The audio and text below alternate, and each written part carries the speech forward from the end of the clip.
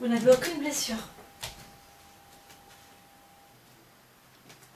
Vous semblez en parfaite santé.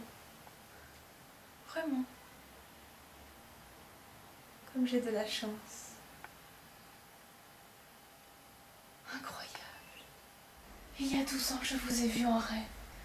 Et ce souvenir n'a jamais cessé de me hanter. Incroyable, oui. Il y a 12 ans, je vous ai vu aussi. Peut-être en rêve. En tout cas, je vous ai vu. Je n'aurais jamais pu oublier votre visage. Et depuis, il n'a jamais quitté mes yeux. Je suis heureuse de pouvoir vous accueillir et de pouvoir vous aider à surmonter cet accident. Vous avez dû avoir très peur. J'espère ne pas vous avoir dérangé en vous mettant dans cette tenue de nuit. Mais il est très mauvais pour une robe de dormir avec, surtout lorsqu'elle est trempée. Alors, j'ai pris cette liberté. J'espère que vous ne m'en voudrez pas. Je suis très heureuse que vous soyez ici.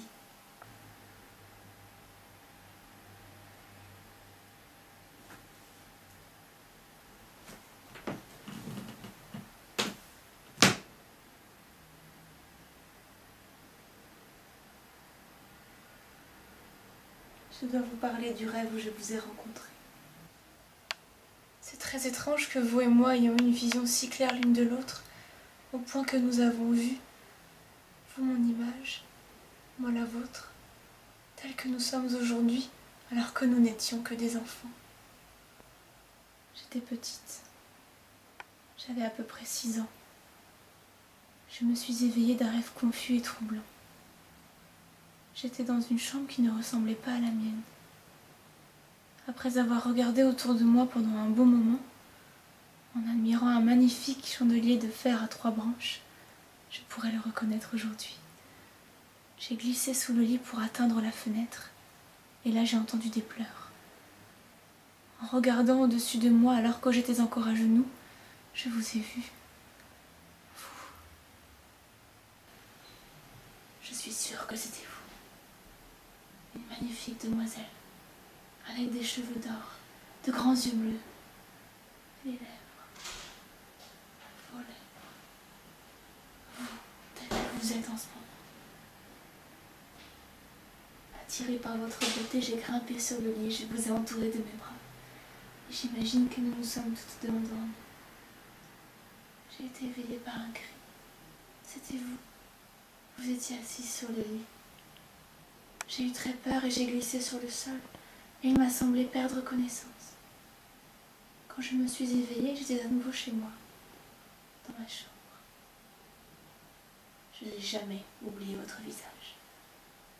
Ce n'est pas que vous lui ressemblez. Vous êtes la demoiselle que j'ai vue.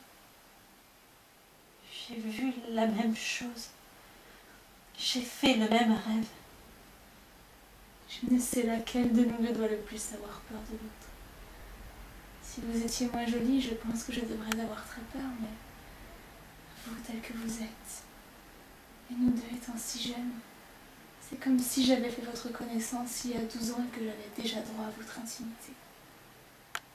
En tout cas, il semblerait que nous avions été destinés à devenir amis. Je me demande si vous vous sentez aussi étrangement attiré vers moi que je me sens attirée vers vous.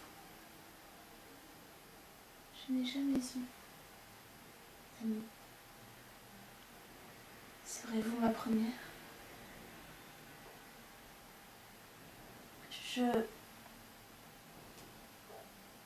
crois que je me sens, selon vos termes, en quelque sorte attirée vers vous. Vous êtes très belle, c'est vrai. Et vous devez sans doute inspirer ces sentiments à beaucoup de personnes. Mais je vous sens fatiguée. Et je vais me hâter de vous laisser vous reposer.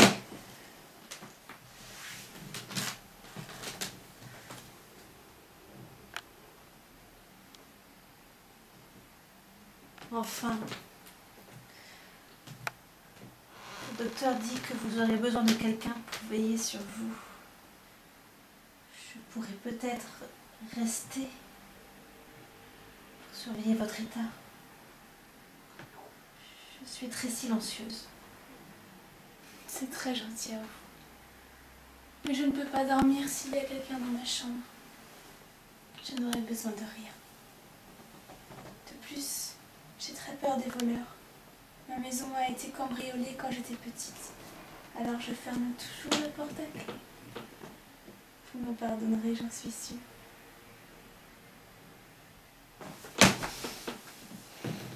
Bonne nuit, ma douce amie. Il m'est très difficile de me séparer de vous, mais bonne nuit. Demain, mais pas trop tôt, je vous reverrai.